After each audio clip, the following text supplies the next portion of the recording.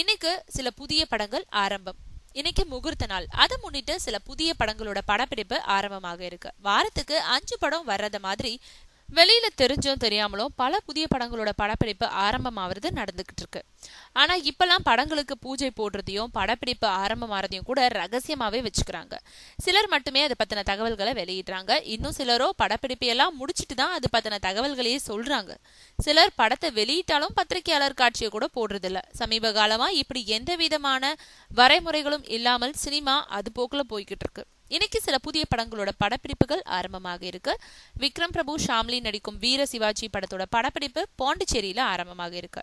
வெள்ளக்காரதுரை படத்துக்கு பிறகு எழில் இயக்கும் புதிய படத்தோட படப்பிடிப்பு இன்னைக்கு ஆரம்பமாக இருக்கு. இதுல விஷ்ணு விஷால் கதாநாயகனா நடிக்கிறாரு. பிரபுதேவா தயாரிக்கும் வினோதன் படத்தோட படப்பிடிப்பும் இன்னைக்குதான் ஆரம்பம். இதுல வருண் வேதிகா நடிக்கிறாங்க. இந்த படங்கள் தவிர இன்னும் வேறு சில படங்களோட படப்பிடிப்பும் இன்னைக்கு ஆரம்பமாக இருக்கு.